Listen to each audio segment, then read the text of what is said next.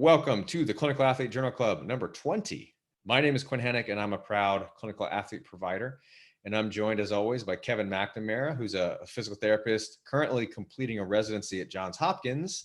And he's a longtime forum member and the one responsible for bringing the Journal Club to life. Thanks for being here, Kevin. Absolutely, Quinn. How's your Friday been? It's good, man. It's been going well. I'm excited to end it on a brain note.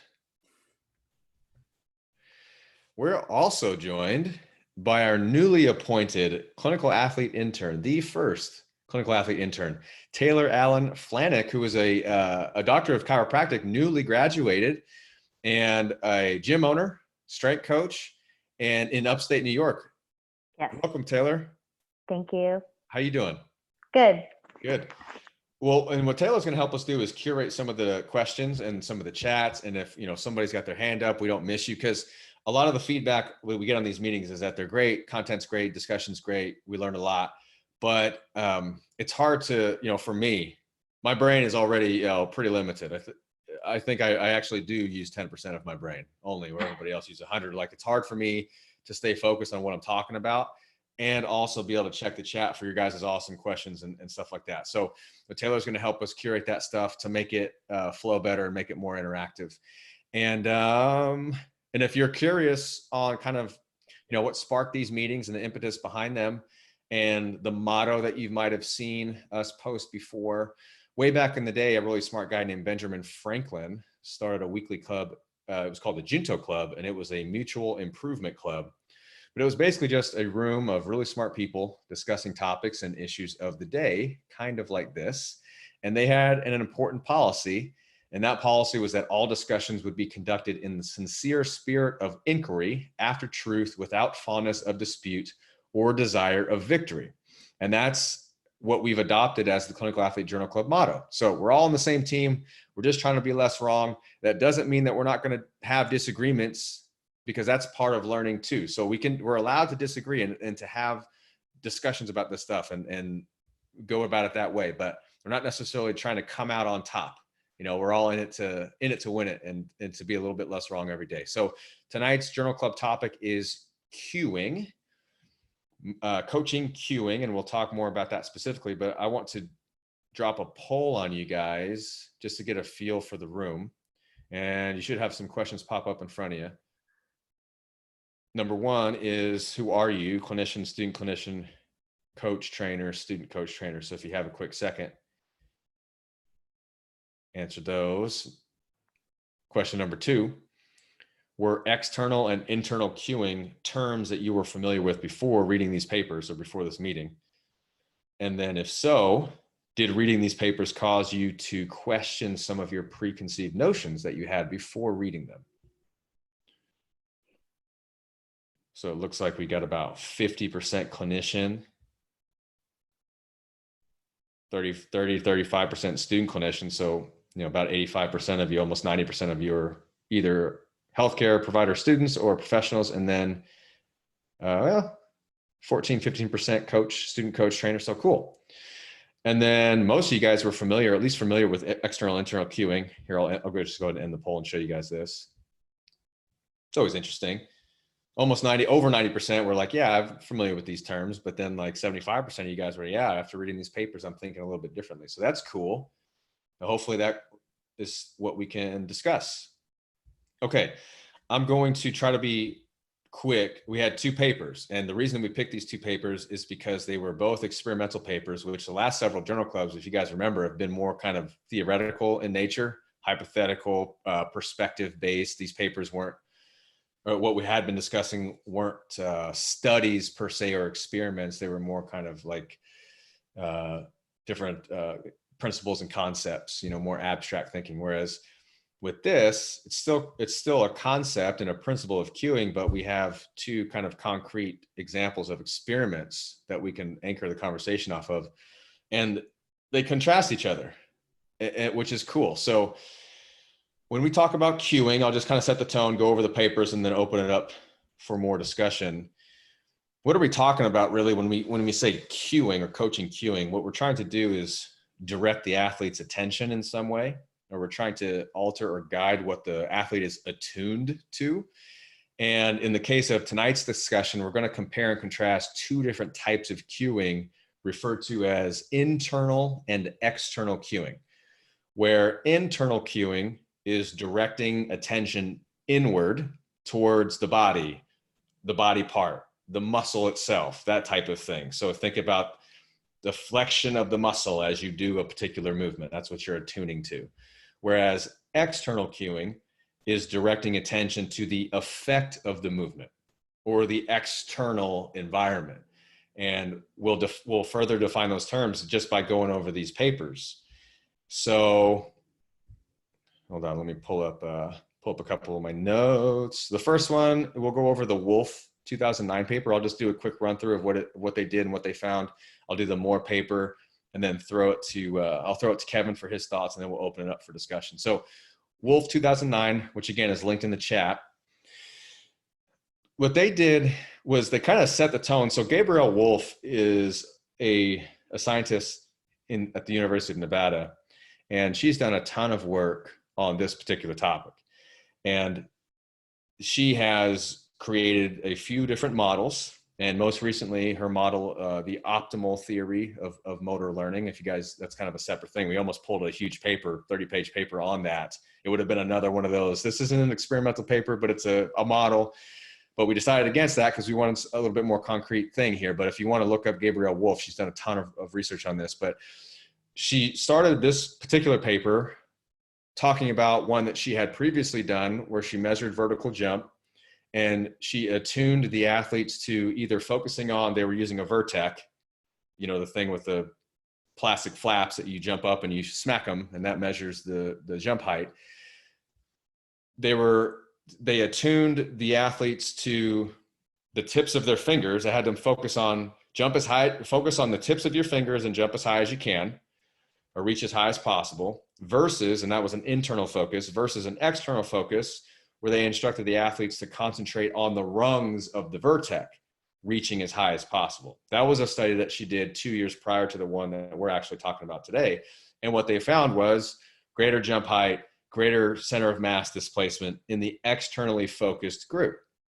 So now fast forward 2 years in this paper, Wolf 2009, very similar design, same cueing, internal focus is instructing the participants to concentrate on the tips of their fingers, reaching as high as possible.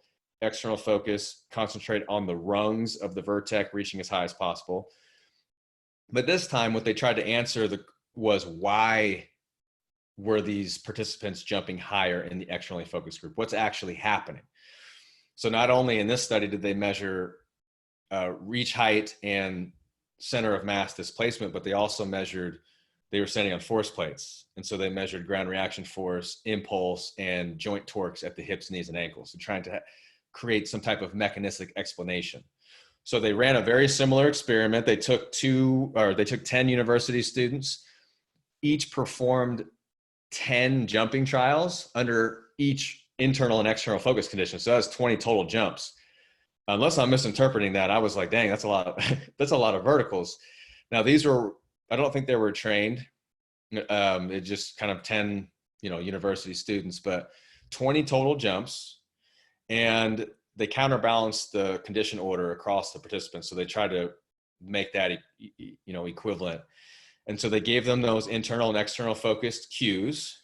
And what they found was jump and reach height favor the externally focused condition by about 1.5 centimeters. Vertical displacement of center of mass favored the externally focused condition by about 3 centimeters on average. Greater impulse for the externally focused group, and impulse is equivalent to force times time. It's also equivalent to the change in momentum. So if you're looking at a force time curve and you're looking at kind of the trace of force, if you shaded the area underneath the impulse or underneath the line, underneath the curve, that's impulse.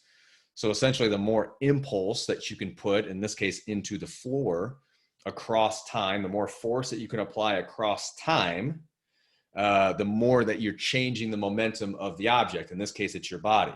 So what they found was the participants in the externally focused condition created greater impulse they also created greater torques at the hips, knees, and ankles.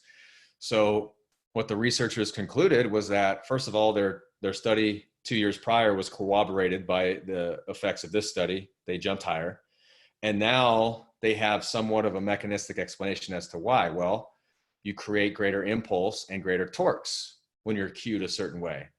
And there's layers onto that as to, well, why? And I think, I'm going to hold it there because I want that to be the discussion, because they did a bunch of post hoc analysis in this paper, which, we can talk about the limitations of that. But essentially in that study, I'll cut it at externally focused, higher jumps, more force across the board versus an internally focused condition.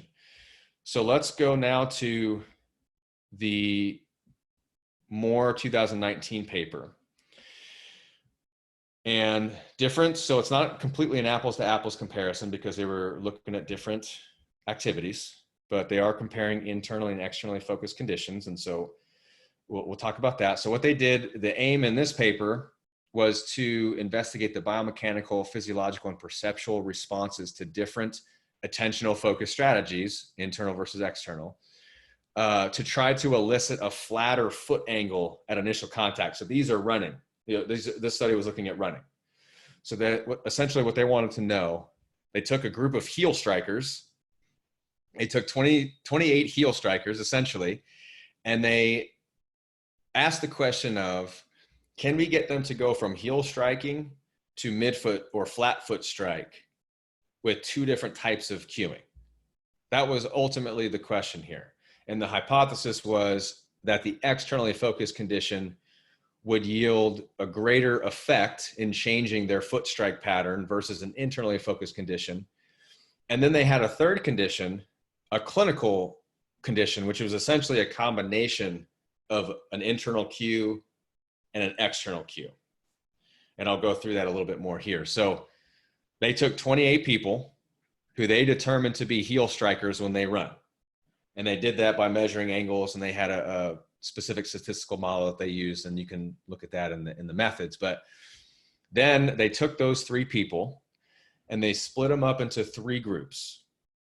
One group was cued, internal focus was cued to run with a flat foot. That was explicitly what they were cued to do, run with a flat foot. In the externally focused group, they were cued to run quietly. And in the clinical focus group, they gave them the instruction of, we are aiming to change foot strike, so run quietly. So it was a combination of an internal focus, we are aiming to change foot strike, and then an external focus, so run quietly, all in the same kind of instruction package. And the way that they actually set this up, it was just one lab visit. So each one of those 28 people went to the lab on one day, and they did 2 runs that were 6 minutes each. The first run was the control run, no cueing. Hey, just run for 6 minutes, because this is how we're going to establish your baseline of kinematics and biomechanics. And then the second run was another 6-minute run, where now they use these cueing environments, either internal, external, or a combination of both. So you were in one of the 3 groups. And they also did something kind of cool. They did a manipulation check, is what they called it, to assess the degree to which the participants focused on the instructions. So like, to what extent were you focused on the things that we were telling you to be focused on? So that was pretty cool, because that's kind of the question too. Like, just because you're cueing somebody doesn't mean that they are attuning themselves to your cue. And we'll talk about the results here in a second. But ultimately what they found was actually the internally focused group, run with a flat foot, created a change in foot strike from heel to midfoot. Externally focused condition of run quietly didn't change foot strike pattern. And then the in-between condition, the clinical condition, was in between. The effect wasn't as big as internal focus, but it was bigger than the external focus. What was interesting is in the externally focused group, what did change was their knee flexion angle. They were landing and pushing off with more knee flexion, almost as if they adopted a crouching gait.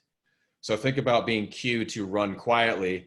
you start like in a cartoon, you start creeping along, right? Obviously it probably wasn't that exaggerated, but that's kind of what it was looking like they were doing. Was they were changing their kinematics to run quietly, but it didn't affect foot strike, which was the actual goal that they were looking at.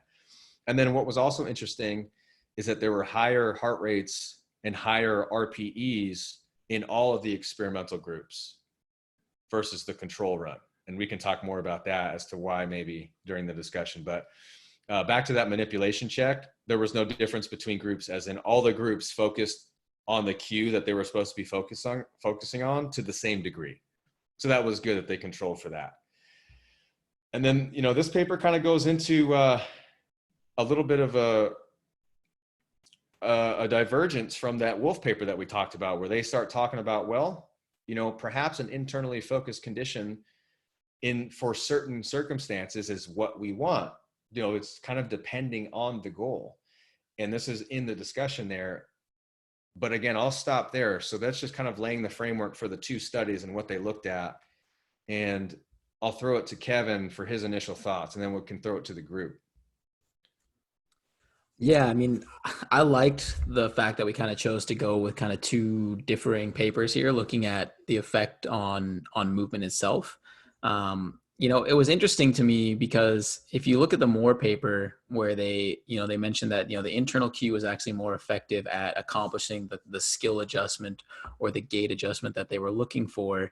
But it also speaks to some of the stuff from the Wolf paper, where they're talking about the utilization of an external, you know, focus maybe promotes kind of like that automaticity of the motor system, right? They're talking about, right? Or that ability to kind of self-organize to maximize force production or to accomplish the goal task. And I thought it was interesting that that was also shown in the Moore paper, in the sense that, you know, they had the adjustments in knee flexion angle, which you would expect to kind of increase VO2 max or the metabolic cost of running, but they didn't see that actually. So it was cool to me to see kind of that carryover in how just the power of something like a simple verbal cue can have such an effect on the way the person actually goes about accomplishing that task.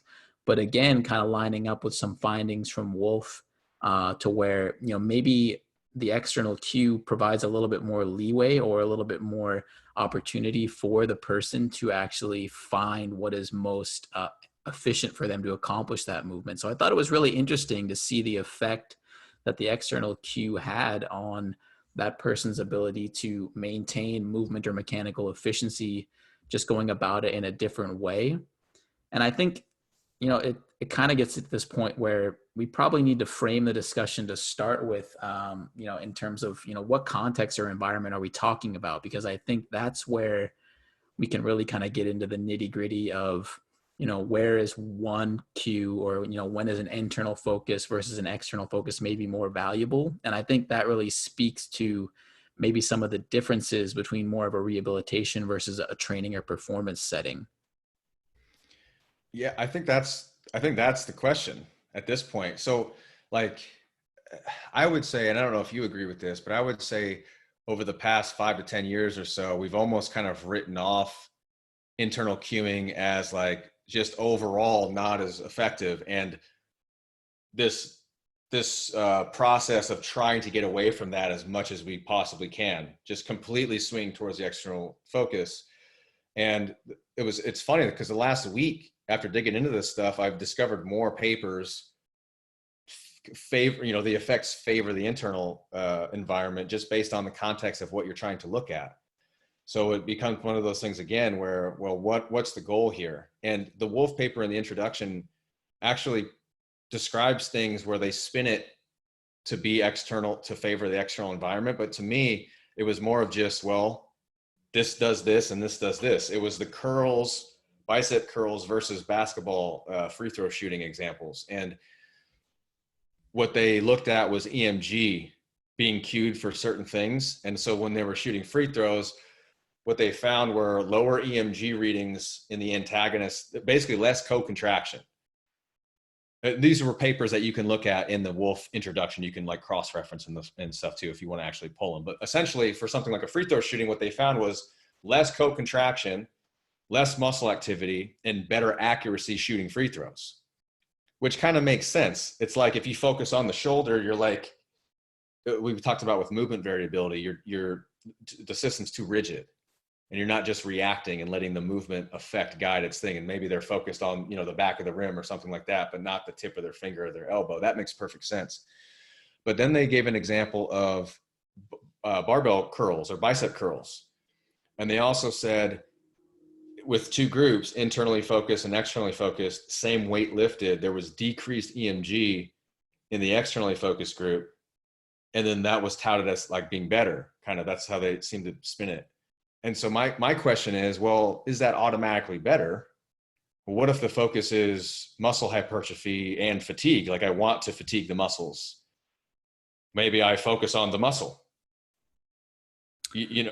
Yeah, I mean, I agree. I mean, I think it's this idea that, allowing for like that automaticity, or, allowing the person to figure out the most efficient way to accomplish a certain task. Is that always a good thing? Right. And I don't necessarily know that it is necessarily. If we're talking about, from a rehabilitation standpoint, maybe we're utilizing something like internal cues because we're trying to get this person to kind of learn a new motor program or a new skill. Like if we take the Moore paper looking at adjusting foot strike or something like that, it seems to me like we can maybe make a stronger case in that setting for utilizing something like that. And I don't think when we're talking about, maximizing fitness adaptations or trying to really drive specific biomotor adaptations that we hope have some sort of transfer to sport, I don't think you should bring something like an internal cue into the weight room where we're just looking to drive performance.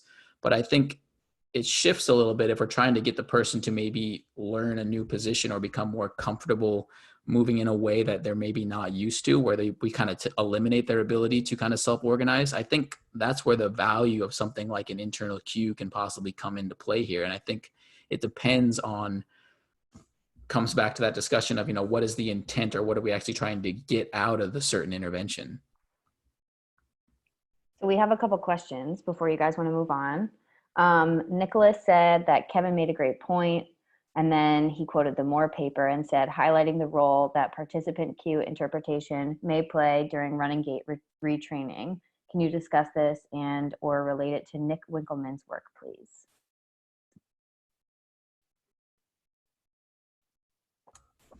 Nick Winkelman, right?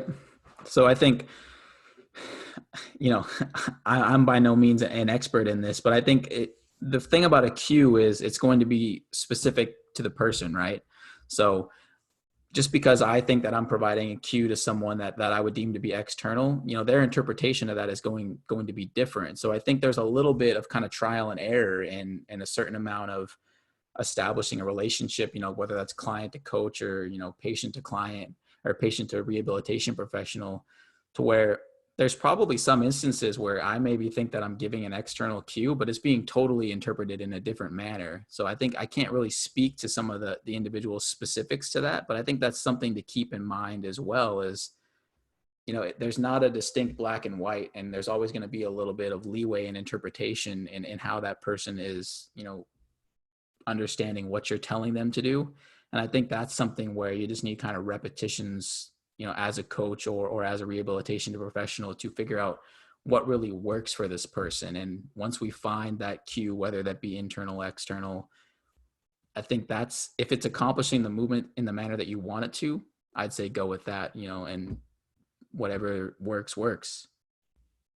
Yeah, I think you can drive the research, if the evidence is on average showing that an external cue is more effective at driving some type of performance output, you can start there, but that doesn't mean that you have to stay there if the situation is not presenting itself the way that you want as a clinician or coach. Kind of, what you said, Kevin, it's a bit of a trial and error, but your priors will say, okay, if we want to jump higher or whatever it is, let's try to attune them to the environment, see what happens. Okay, that's not working. Let's maybe be a little bit more nuanced, towards this kind of internal environment, see what happens. They do mention, again, that manipulation check where at least all the groups in the Moore paper they were attuning to the cues to the same degree, or at least they tried to control for that. It wasn't a crossover design though. So each person only got one experimental condition. So that's kind of, I think maybe part of the question is, well, how do we know just these people would have responded better if they were in another group? Definitely a limitation to the study. The Wolf paper was a crossover design, but then my question is, how much can you just forget the previous cue? Like Men in Black, wipe your memory away, where you were focusing on your hand or you were focusing on the rung. And then 5 minutes later, you have to focus on something else, like almost pretend that you didn't just do 10 jumps, focusing on something else. Like that's, and they mentioned that in the Wolf paper too. There's probably some residual there. And they actually mentioned that for 3 different participants, but there were only 10 in the entire study. So, when you don't do a power analysis and your numbers are really low, and then you try to do all this post hoc analysis, you start muddying the waters a little bit. That is one thing to credit the Moore paper. They did do a power analysis, which I always like, especially if they're looking at a number of variables. But the other thing that's kind of interesting that kind of speaks to just kind of the individual differences in response to cueing is there were some people in the Wolf paper that they just couldn't jump, period. Or there were some that responded better to the internal cue, right? So I think it's far from an exact science. And I think there's always going to be a little bit of trial and error, kind of as you spoke to earlier. Taylor, there were more questions? You're muted. Oh, shit. Can you hear me now? Okay. So Tim said, what do you think about retention in changing running mechanics or strike pattern? If any cue is being interpreted to change a strike, that would theoretically become motor cortex action. And if ambulation is a cerebellar function, won't they likely revert back as soon as attentional focus shifts? I think that's a big question on a lot of these studies. They're just one-off. Like, I don't know, most of the studies in this field are these kind of acute laboratory studies or whatever, where they're just like, all right, come in and we'll do this thing. And then that's it. It's a one-time deal. Not a whole lot of longitudinal data, which is what you're questioning. To your question, I'm not sure I have the answer. It is difficult to change those habits long-term, especially when you bring in fatigue, because those runs were only 6 minutes and they were all like submaximal.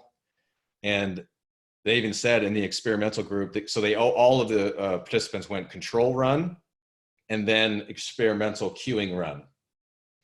But in the experimental cueing run, their stride frequency increased and their stride length decreased, which when you're tired is usually the opposite.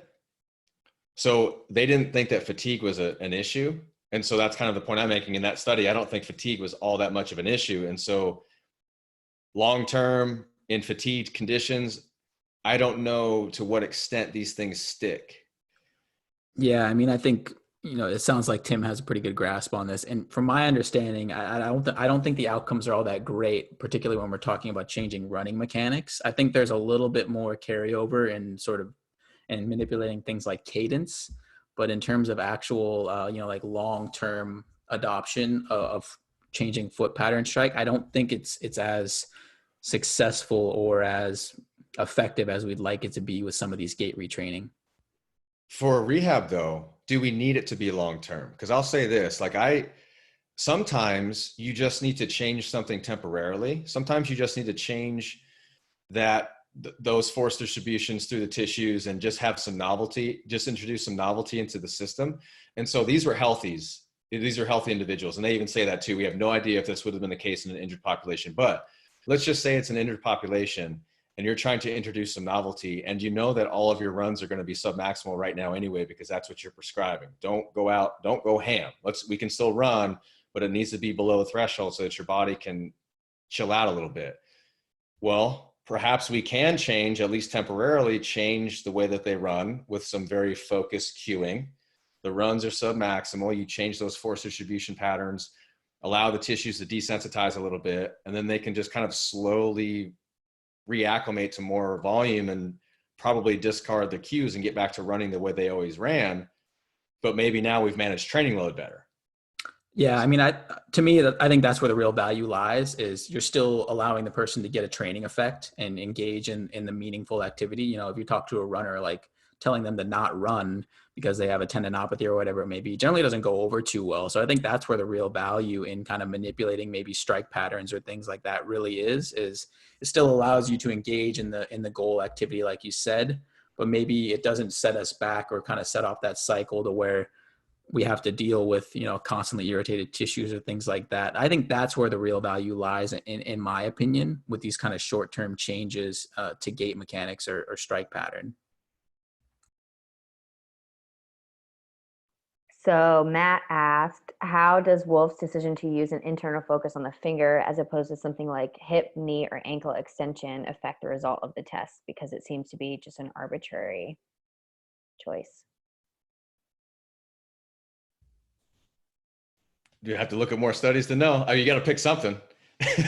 I think it was probably because, good question, by the way. It's like you have like this infinite number of choices, right? So you just kind of pick one that makes sense. But I think it's probably because they're reaching up for the thing anyway. They're using a vertec.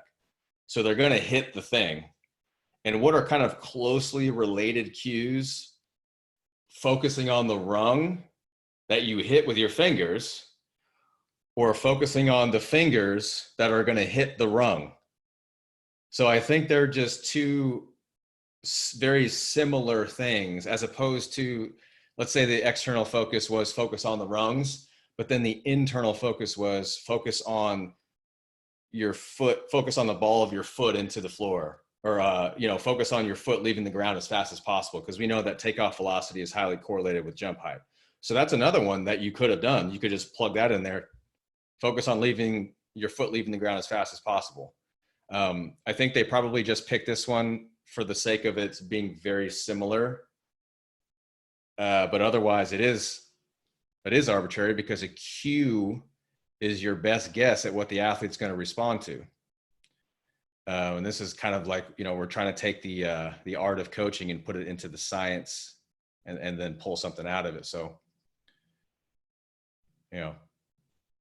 it'd be a good question for Wolf to, ask her directly. Why'd you pick these specific cues? But I don't know the answer. You got any thoughts on that, Kevin?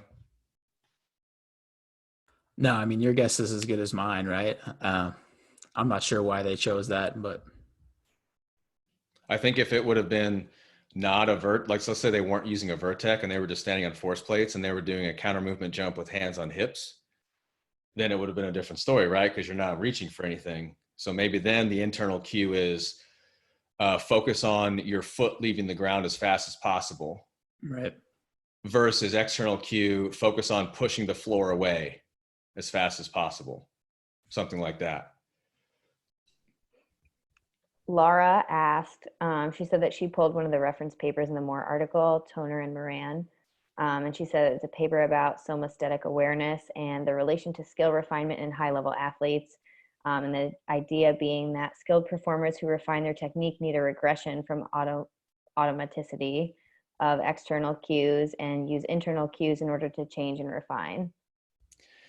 That was yeah. So that was kind of a lot of the discussion of the Moore paper that they went into, where automaticity is cool, but then it is just that, it becomes automatic. So you would assume that it'll just continue to update itself based on the environment, and that your patterns and your proficiency will just continue to improve, maybe even just based on time, the more exposures that you get. But the argument is that's not necessarily true. So then what do you do when you want to layer on and refine your automatic processes? Well, you attune back into the situation, maybe a little bit more deliberately than you typically would. And that's kind of what an internal cue is. It diverts your attention back into the system. And I think that was the argument that they make. Now, the counter argument is if you stay there, you're maybe, hamstringing yourself to make that then automatic again when you're exposed to the same environment. But I think it sounds like the argument is create some level of automaticity. When you want to layer on, pull back a little bit, potentially with some internal attenuating or tuning to the internal environment, figure out what you want out of that, and then try to integrate that back into, kind of a more externally focused dynamic environment where perception and action are is that dynamic couple, but it's an interplay between both. It's not one or the other. You pull back, you try to inch forward, you pull back, try to inch forward.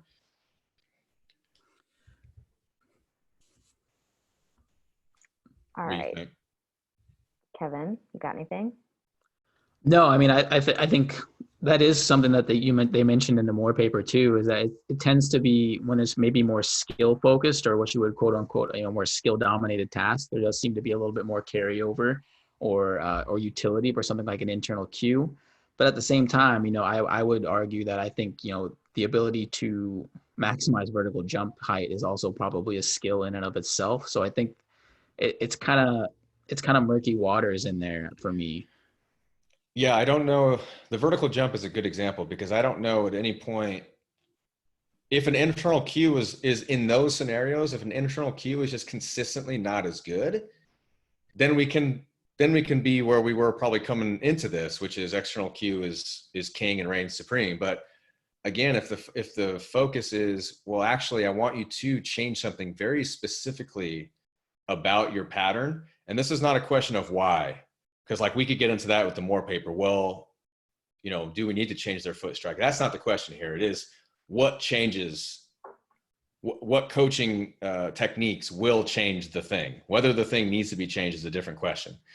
But again, if attuning to the internal environment creates a little bit more nuanced change, or like you said, constrains your body, kind of naturally constrains itself to then change the thing that we're really honing in on, and that's what you want, then maybe that's what you go for, is an internal cueing environment. And then when you want that to express itself more in kind of a dynamic environment, you can somehow shift that over and start changing the way that you get the athlete to attune. Yeah, I mean, I think to me, I find that if it's like a really strong attractor that you're trying to get the person away from, that's where I feel like maybe shifting to more of an internal cue where it limits, or like you said, it kind of puts the brakes on the system to prevent them from going to that consistently. If your goal is to get them to learn a new motor pattern or make changes like that,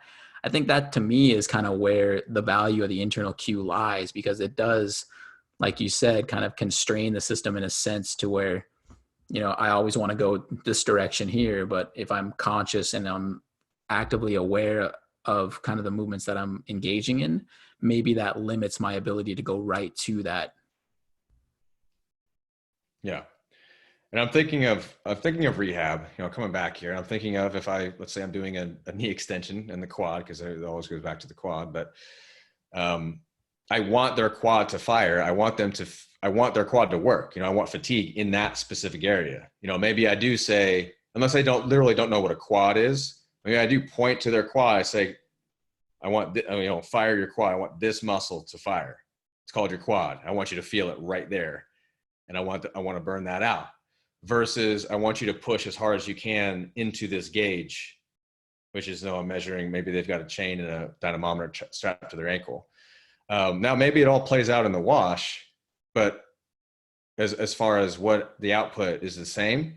But in the Wolf paper, they showed, or they referenced a dynamometer study, and it was a different curl study where they cued internally or externally, and EMG was lower in the internally focused group, but force output was actually higher in the externally focused group. So you might just say, well, there you go. Because the argument is, again, you're more coordinated. You have less co-contraction. You're just able to, the system is more efficient. But if your focus is specifically to target a muscle for whatever reason, maybe it's a different conversation. I think maybe those situations are just fewer and far between. It's not that they're never there. It's just that it's not going to be as often that you need that. Yeah, well, I mean, I would say that could be the delineate, like we said, training and rehab, they lie on the same spectrum, but maybe that delineation is there is more value in utilizing something that is more constrained or more internally focused in a rehabilitation setting versus, externally cues, performance driven in something like the weight room. So moving on, if that's okay. Jordan Rouse asked a question and said that he liked the emphasis on how the client takes the cue. For example, he might cue someone to push the ground away in a deadlift, and then they start to feel their quads working more than they did before. So an external cue can lead to an internal cue depending on their experience and expectations with the movement also. Yeah, I think that's a good point. It'll drive whatever, it'll, at the end of the day, it might just drive all of it. And that's kind of the point. What else? I think it's a good point. I don't have anything to add. Terry said, thoughts on context. Collegiate cross-country runner with knee pain. Do you want to change form? How do you get them there? Maybe land softer and can change forces, but do you want to change their strike pattern? So that's kind of one example. And then there's another given example also. Yeah, those are great questions. Ultimately, those are choices that you have to make. So if you can have best of both worlds, if you can alter their patterns for the better of performance, I mean, that's an ideal. If you can, maybe increase their cadence, change their foot strike from heel to midfoot. These things may not have a performance deficit or a detriment long term. They may actually help performance long term. But you kind of have to ask yourself, is the injury impeding? Is it going to be impeding progress? In which case, performance you're not at peak performance anyway because you're hurt and you can't train. So in the short term, altering patterns to at least allow the athlete to keep getting some training in, but also allowing the tissues to desensitize, as we were talking earlier, might be your best bet. Because in the long term, as we mentioned, we might not be able to permanently change their running pattern anyway, just because people tend to fall back into their attractor or their deep well or their deep patterns that they've always used. But in the short term, as we mentioned, it may be a strategy to keep them training, but to allow things to chill out a little bit. And then comparing that to like a football lineman with knee pain, maybe landing softer, at least some more knee strike, almost weighing 300 pounds. Forces might matter. Maybe the way that they complete the task is more important, that kind of thing. Same. Just comparing the two athletes. Yeah, same, but it's the same though. Yeah. It's the question of what are you willing to sacrifice? I don't know if a lineman's a great example because linemen, they're not jumping and landing. I would say basketball player potentially landing softly to try to dampen ground reaction forces is a really good way to make you slow and unathletic. Landing stiff so that you can propel yourself back up to grab a rebound or something like that is a nice way to drive performance, but it also puts a lot of force into the system. So ultimately, if somebody's not tolerating the loads, we could just say that this is a training load problem and that needs to be manipulated. But I mean, that's a tough one for me to reconcile too. That's kind of where I go, is that right now they just kind of lack the fitness for the task that they're trying to do, whether that's because it's too much or because they just lack the specific tissue or the regional envelope of function. I don't know. I question how successful we really are in altering someone's movement patterns, particularly in an environment that is so specific to whether it's a sport or, some sort of like a cross-country runner within competition. I don't think we have a great carryover in making long-term changes in the way the person goes about performing the task. Temporarily, maybe, but I just question whether or not we're able to actually make long-term changes in the way they're executing. Yeah, I mean, in the case of landing softly and then sacrificing performance, I'm just trying to think of what I would actually do in these situations. And what I would actually do is probably not teach them to be slower and less athletic, but maybe changing the types of stressors, and maybe we're taking out dynamic movements, or we're changing it where they were doing like depth drops. Well, now we're doing seated box jumps. So there's no counter movement and they're just, jumping onto a higher surface. So impact forces are changed. So now I'm basically constraining the movement instead of cueing them out of a pattern to bring it back to what the hell we're talking about, which is cueing. But just think about how you know, identify the triggers, and cueing may not be the answer. It may be a redistribution of training stressors that ultimately needs to be the fix here. I think cueing are things that we're looking at when we dig into the nuance and go down deeper into the rabbit holes. But when it comes to injury and pain and these types of things, it's probably better to pull out big picture. Think about things like training load and overall patterns that they're training, manipulate those, and then you can, within the movements in specifically, then you can start manipulating positions and cues and stuff like that. But it gets murky real quick when you zoom in on each little thing, especially with cueing.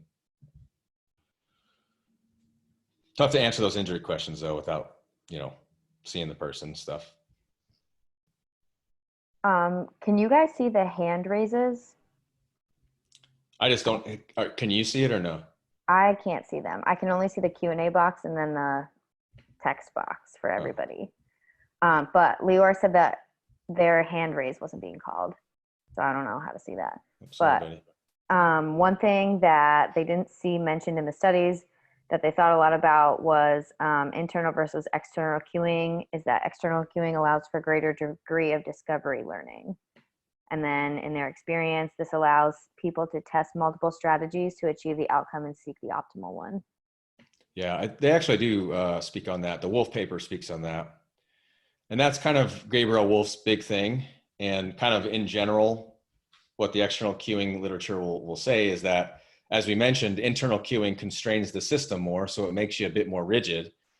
If that's what you want, though, again, it's not, I'm going to try to back off, at least for me, it's not good or bad.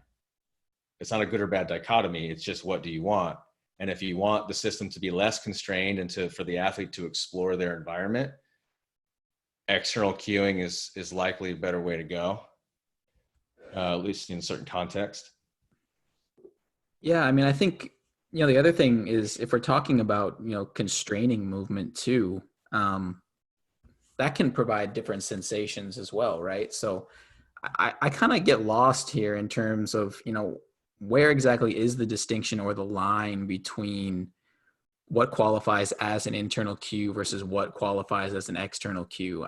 I think that's hard for me to kind of really, I don't know that they're that disparate in terms of constructs, because to me, if we're talking about, getting someone to feel something or have some of the like the sensory motor competency, that can also be accomplished without necessarily saying, like squeeze your glute or whatever term you want to use, right? You can just maybe manipulate the pattern itself. Would that still be considered an internal cue because you're getting them to have some sort of sensory awareness about the movement? Or would that be classified as more of an external cue? Squeeze your glute? No, like I manipulated the movement to where now the person is like, oh, okay, I can feel my glute, but I never necessarily said squeeze your glute. You know what I mean? Yeah. I think that generally falls in the bucket of an external cue because you're manipulating the environment. Yeah. And they're attuned to that. And then the subsequent response of that is that they feel as if they perceive something differently. So it almost works in reverse. Like the external cue and the environment attunes them internally. Yeah. Yeah. And I can see the hand raises, guys, now, because if you just click chat and you look at all the, okay. Yeah, sorry, I just figured it out, newbie. Michael has his hand up. Michael Velos. Sorry if I butcher your name also. Go ahead and click more and lower his hand. I can only click chat. Oh, really? Mm-hmm. Oh, wow. Okay, I'll do it. Interesting. Michael, you should be unmuted. Oh, no, shit. Sorry. I didn't want to just lower your hand. I wanted to unmute you. Okay. Allowed to talk. Do you have that option, Taylor? Allowed to talk? I have a chat option. Oh, okay. All right. I unmuted him. Oh, Michael, perfect. There we go. Awesome. Yeah, I just wanted to highlight the difference I noticed in the external cues between the articles. Moore's external cue to run quietly seemed a little more abstract than like Wolf's external cue for a visual target. And I think there's something to be said about being able to visually focus on something while executing a movement. So kind of going back to like your free throw example, maybe there's a difference between telling a shooter to focus on the rim versus shooting straight. Do you think you guys can shed light on types of external cueing? Gosh, I think you just raising the question is good. I don't know if there's degrees of better, maybe it's kind of what you're getting at. Because you're right, like run quietly. What would that be the equivalent of if you're shooting a free throw? Be smooth. So it's like I totally get what you're saying. I guess so. Like if we want to answer the question, okay, attune to the environment, but if possible, have something that you're aiming for, maybe even not literally, but it's just that running, there's nothing there to be had. You know what I mean? So I don't know where you would go with that, unless it's something to do with the ground, feet, like feeling you just can't say foot because you'll be in the internal. But I think you raise a great question, and there is a difference there. And I think there's also a difference when somebody clinically or in the gym, when we're cueing somebody, a lot of times we preface with what we want the outcome to end up being. And then these studies, they don't do that necessarily. Like in the Moore paper, they didn't tell them that ultimately what they're trying to do is get them to go from heel strike to flat foot. They just say that in the clinical example that we want to change foot strike pattern. So they're controlling it in that sense, but then at the same time, that's not necessarily what happens in the real world when we're cueing plus trying to get somebody, to understand the outcome that we want. And that kind of makes these things a little bit more murky too. But I think you raise a great question. And I mean, I think it's just kind of thinking at it now, if they had found maybe a better descriptor or alternative in terms of an external cue, I kind of wonder if, because it was so abstract, land softly, like what does that really mean? And we saw like in the Moore paper, like they manipulated like their own limbs to kind of accomplish that. And I wonder if, if we maybe had a better external cue, if the results would have came out the same. I don't know what a better one would be, but I think that's a really interesting point that you raise. And too, Mike, and like, this is where it's, when you're trying to get so cute and creative with your external cues, when in this situation, you could just say, you know what, you're heel striking. I want you to run with a more flat foot. And look what that did. It did the thing that you wanted. Like sometimes we rack our brains and we're like, oh, what's an external cue for this situation? Run quietly. Well, that's not working. Well, maybe I'll show them a mirror. Maybe I'll like show them a video. I'll do everything but say the thing that I want them to do. And then, sometimes maybe just telling them the thing that you want them to do and then going and then anchoring from there and seeing what's what. So I know earlier on, like years ago, that's what I wanted. I was getting so hung up on like not being able to figure out what an external cue in this situation would be. Which then I would like give an internal cue and feel dirty, feel like I sinned in the coaching and clinical world, but maybe it's not so bad. I don't know. It's a good question, man. It's just something to think about maybe, as you're coaching people through. I'm going to unmute John. Yeah, thank you. John, you should be on. Yeah, can you guys hear me? Yes, sir. All right, how's it going, everyone? Yeah, so actually recently just got a book called The Language of Coaching. I believe it's written by a PhD, I think in sports psychology or something related, but it was a very good timing for this journal club too, because like Kevin was bringing up, what constitutes the differences between internal and external. He puts forth what he calls the continuum of cues. So for instance, he has at one end narrow internal cues, so extending your hips as explosively as you can, and then on the far external side, driving towards the finish line, and then everything in between, such as like a hybrid, so drive your leg back into the ground as explosively as you can. So I just think it's interesting that like he explores different things like that. And like as to what you were just saying about feeling dirty about using the internal cues, for once or so. He acknowledges when you're first trying to teach people something new, that in the initiation of describing it, it's basically unavoidable to use the body terms. And he breaks it down as far as, use the internal cues that you obviously have to describe the actual exercise or technique. Step 2, demonstrate it in front of them, so actually do it. And then 3, fill in with whatever cues that are necessary to work after. And he's basically just advocating all along the external cueing training too. But yeah, just some, I don't know, really good coincidence of getting this book coming in yesterday in this journal club. That's great, man. I think that fills in a lot of what we're talking about here. And to Michael's question, maybe to just create some type of context for the person, for them to even know what the heck you're talking about. You start internally, because performance is going to suck in the beginning anyway, right? They're not going to win the Olympics in the first week. So maybe internal cueing can at least get them to know what the heck you're talking about and to know which body parts are supposed to be doing what. And then you can slowly lead them across the continuum to being better at attuning to their environment and using that perception action coupling to ultimately push performance. And then if you need to pull back again, you can. But do you have the name of that book that you can throw in the chat for people? I think that's Nick Winkelman's book, right, John? It definitely is. Oh, okay. Yeah. Cool. Well, there you go. He's Yeah. definitely someone, like, I've tried to consume more of his content recently, and I think he's kind of where it's at right now in terms of this stuff. Yeah. Can you throw, even so, can you throw the title of the book in the chat? Yeah, I'll put a link to it. Awesome. Well, thanks, guys.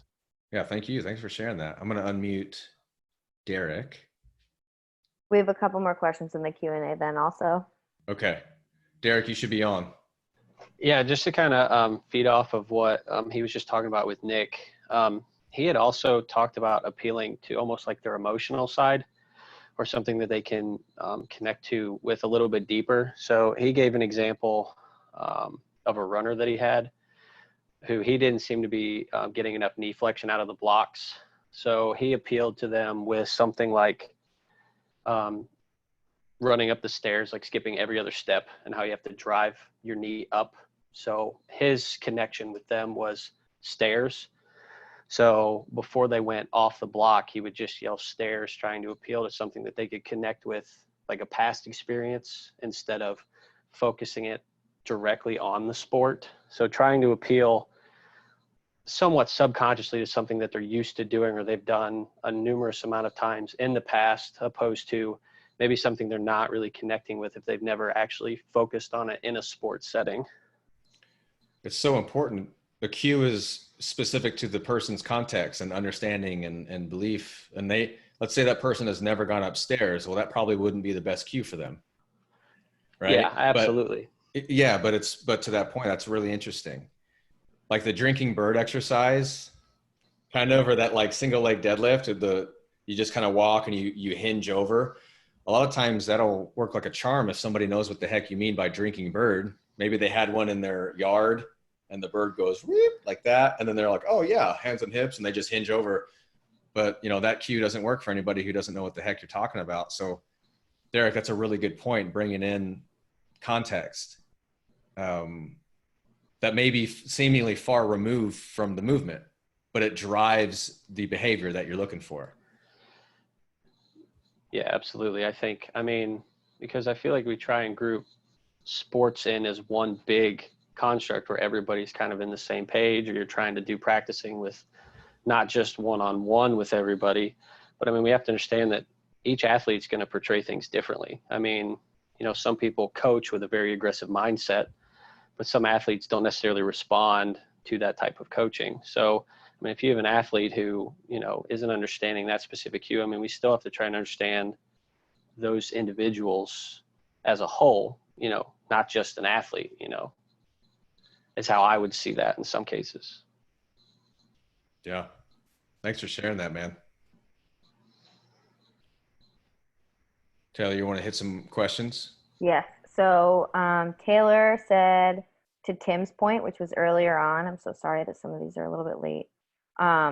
She said, I think it also depends whether the goal is to give the athlete more movement options for which they can self-select in their sport versus build a deep attractor well for a particular task. Yeah. So it's kind of what we're talking about with, do you want to decrease degrees of freedom or drive that as the strategy, or do you want to open it up and allow them to explore the environment kind of naturally?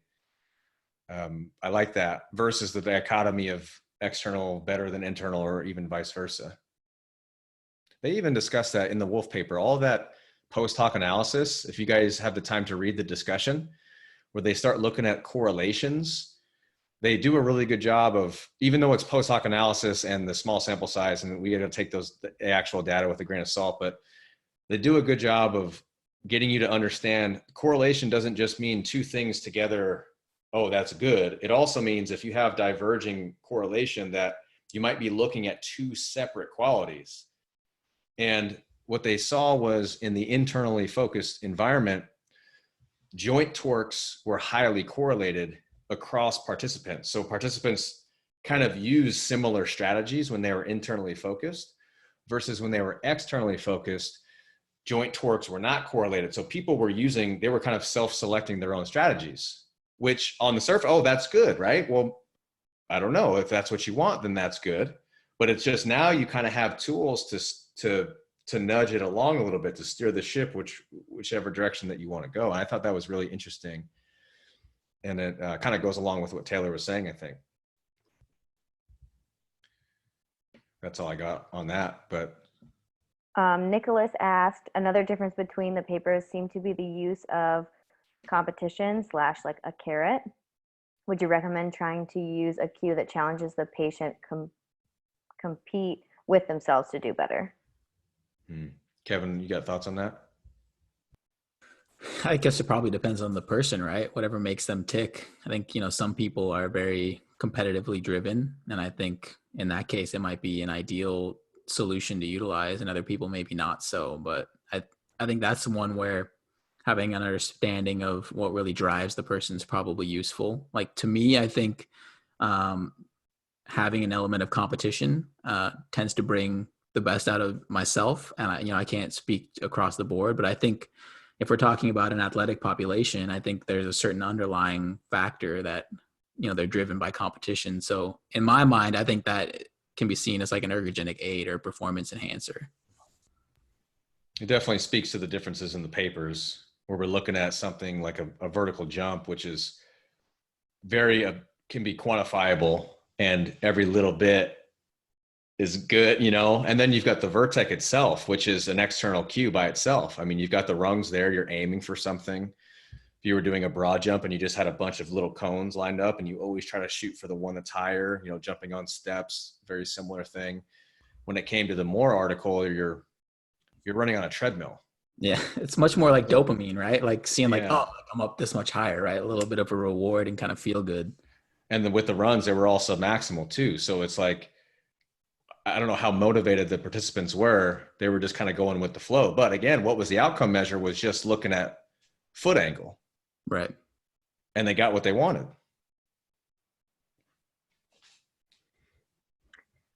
So Taylor asked another question. This one's to Kevin.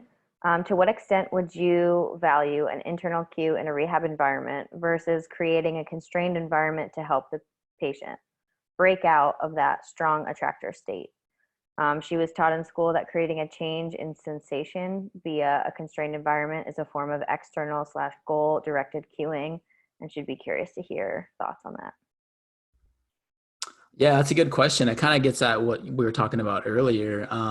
To me, I think if I'm in a position where I can utilize like a constraint to produce the outcome that, I deem as desirable, to me, that's kind of the direction that I would want to go, just because I think kind of looking at the literature, we see that has, increased learning and skill retention across a myriad of tasks, force production, more joint torque. So for me, if I feel like I'm able to utilize some sort of constraint in the environment, or even maybe utilizing individual or constraints of the individual, I would much prefer that as opposed to kind of having to rely on some very internally focused cue in my mind, just because I think that there's more carryover across. And maybe there's more bandwidth with external cues. So going back to what John was saying earlier, with an external cue, we've got different options of mode: verbal, environmental, putting a barrier or something to shoot for. With an internally focused cue, the modes are verbal. What else? Pain. Yeah. I don't know, like sticking somebody with a needle. It kind of Is limits your that, potential, right? And like actually getting the person to perform what you want. So like if you're only left with, like you said, like I have one tool to try and accomplish this, what are the odds that it's going to be successful for every person that I come across? because if I'm thinking about bring this to weightlifting, it's like, okay, I want somebody to be fast under the bar during a snatch. I can constrain the movement. We could do a variation like a snatch balance, because that takes a lot of things out of the equation. I could constrain their feet. I could say you have to put your feet already in your squat stance. There's a lot of things that I can manipulate without actually verbally cueing the movement. I just kind of set the environment up and set the stage, and then they just do the thing. But like we said, when it comes to an internal cue, the verbal, or maybe you're tapping. I don't know if tactile cueing, what would that be considered? Would that be an internal cue? Use this, move this fast. So these buckets maybe start to spill over, but maybe that's kind of what we're talking about too, is just the bandwidth of options that you have within each bucket or along the continuum. Maybe that continuum, you have a wider line towards the external side of the spectrum, and then it starts to narrow as far as mode and options at your disposal, starts to kind of narrow as you move towards the internal side. What else we got, Taylor?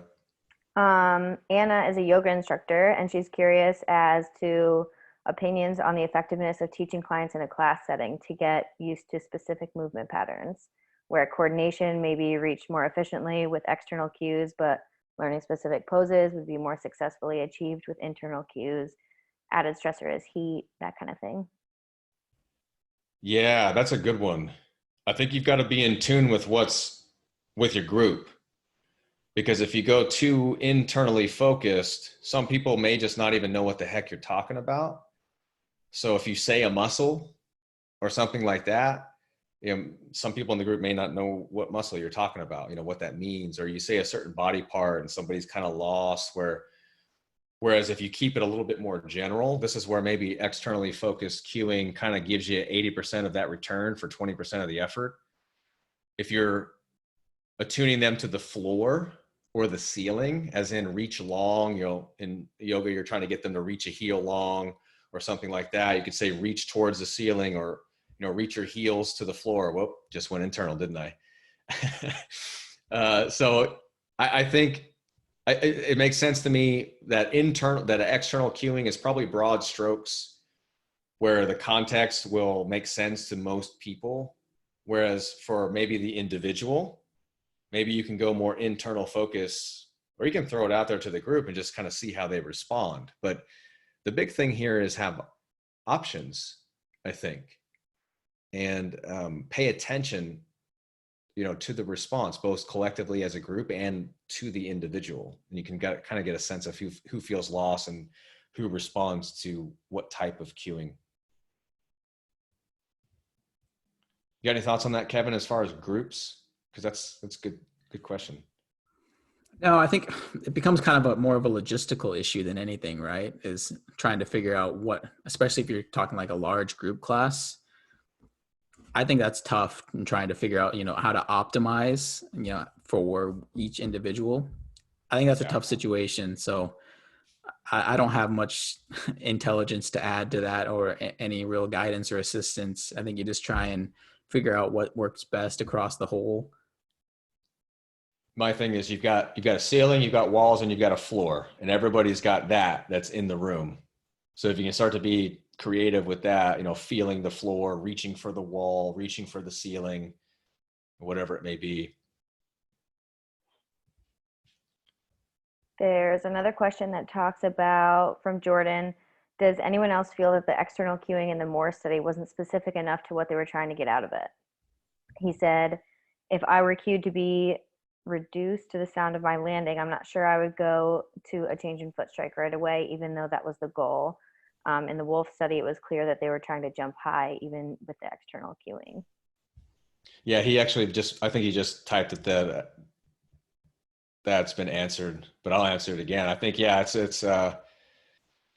but it's a good example of clinically, like, using a cue that doesn't drive the movement strategy that you're looking for. In this particular study, they're just hampered by the fact that it's a study. So they can't just like try new things until something sticks. But yeah, I mean, it maybe wasn't the best cue, but I think that's still useful that you see divergence in the response of the body based on different feedback. And maybe we don't get too hung up on the specific cues that people were using in these studies, but we look on it as a whole. We can manipulate movement in pretty subtle ways based on how we direct their attention. And that's really the big point here, I think, is what I'm taking from this stuff. There's only about 2 more. And if they're old, I'm sorry. I'm trying to stay on track of everybody's stuff. I blame Kevin. Leah said, how do people get better? That was a while ago. But what's the point of a coach if an external eye doesn't add to the performance? Maybe watching videos for feedback, something like that. I'm not super clear on the question. I think it was in response to the rehab / like performance kind of sliding scale that Kevin was talking about earlier.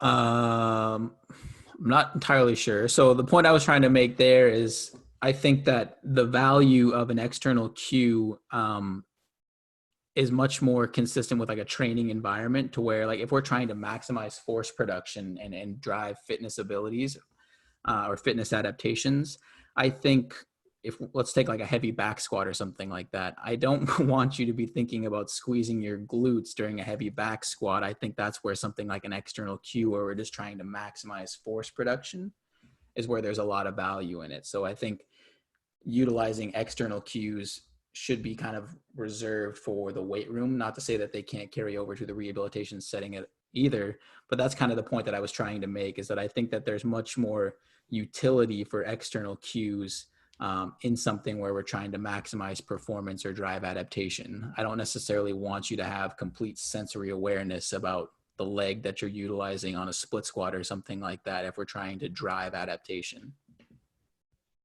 Or a specific type of adaptation, right? Like the output. Oh, guys, a quick reminder too, if you're using, because I think I'm seeing some good stuff pop up in the chat, but if you're looking for us to use that in the discussion, put that in the Q&A so that it doesn't get lost. But Taylor, you want to read Matt's question? Yes.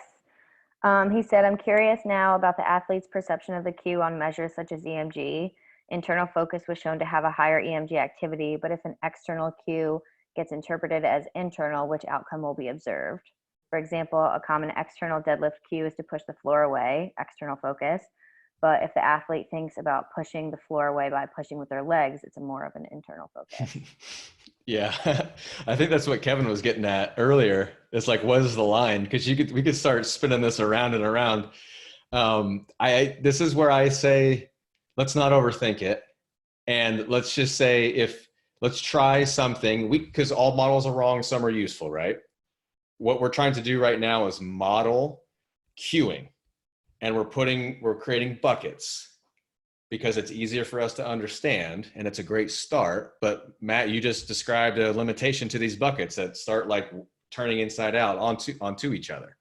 So we'll just, we back up and we don't overthink it. We say it's an external cue. If I'm trying to attune them to the environment, push away from the floor. If they start, kind of spinning that internally, if you're getting the output that you want, then that was the cue for them. And if you want to bank that as external, internal, so that you can remember that scenario and maybe use that for next time, or let that kind of update your priors, if we're talking from a Bayesian perspective, then that's good. But to answer your question directly, I don't know. I think that's just a limitation of what we're trying to do here, which is model kind of a complex phenomenon. Kevin, you got anything on that? No, that was kind of exactly what I was saying like earlier. You can almost kind of talk yourself in circles here. And I think kind of like the real disclaimer is if it produces the output that you're looking for, or the movement, is generated or emerges based off of the cue that you give, then I don't really care if it was an external or an internal cue, if the goal is being accomplished, right? Because I could jump up to that vertex and like, I feel my fingers slapping the things, and then it's like, ooh, my finger, oh shit, I just shifted myself into an internal focus. So I like the continuum idea, where we're never like really separating these things. Is there anything else? That's all that's in the Q&A section. Okay. Well, the chat looked like it was live, so that's good. Well, this was a good one. Yeah, so if you guys want to further reading on this stuff, Gabrielle Wolf has updated, again, I said that she's got the optimal model of motor movement theory and motor learning. And those papers are, I think at least one of them is open access, but keep in mind that she's done so much work in this area, and she's put out so much great stuff. But also just keep in mind, I don't know if if she did a paper and it was like internally focused, kind of came out on top, I don't know what the discussions would be like. So it's like when you've been vested in a certain ideology for a really long time, I guess what I'm saying is, if you're looking to dig into these things more, read Nick Winkelman, read Gabrielle Wolf's papers, but also read some of these other papers from these other author groups that are showing, maybe some divergent outcomes and observations. And that's what we did today. And I thought it was really, really interesting. So at least get you questioning things a little bit. And there's a again, last minute question. Okay, cool. Sorry. Jordan said, I could be wrong, but it seems like we are sometimes more worried about being right about the cue versus focusing on the outcome that we're going for. Yeah, I would agree with that. And that's definitely, you could say like, I'll smack some peanut butter on your knee, and if it does the thing and you're like, oh yeah, sweet peanut butter, I know what you're talking about, and then they jump really far. Well, I know as like a younger coach, I would provide a cue that I just kind of pulled out of wherever, and it did the thing. Like they really resonated with that athlete. And I would think to myself, that's it. I finally found the cue that teaches this thing. And then you turn around and try to use it on somebody else, very different response. And I mean, just look at those scatter plots in the Moore paper, and you can see that those bars from controlled experimental group, at least in the external focus and the clinical focus, are going all different directions. So people are responding to cues differently. And that's just the nature of these things. So I'd agree with you. Well, like I said, there's a lot of info on this. Dig into Nick's book, read more Gabrielle Wolf, read more of these other papers from these author groups. And cool. Yeah, I think that's about it. If in the forum, if you guys have ideas for new topics, then throw them out in the planning thread. And, shameless plug, if you're thinking about these things and you're like, gosh, it would be awesome to have a community where I could talk about these things and, have courses and create my own threads and questions, to which I would say, oh, cool, we do have something like that. It's called the Clinical Athlete Forum. Was that a good pitch? I just put the application link in the chat. So if you want to check out the forum and see what that's all about, fill out that application. Otherwise, I think we'll call it on that. Kevin, Taylor, thanks so much. Yeah. Everybody have a great Memorial Day weekend. Yes, for sure. There you go. Thanks everybody for participating. This was a really good one, and we'll be back with another one very soon. Otherwise, stay safe and we'll see you next time.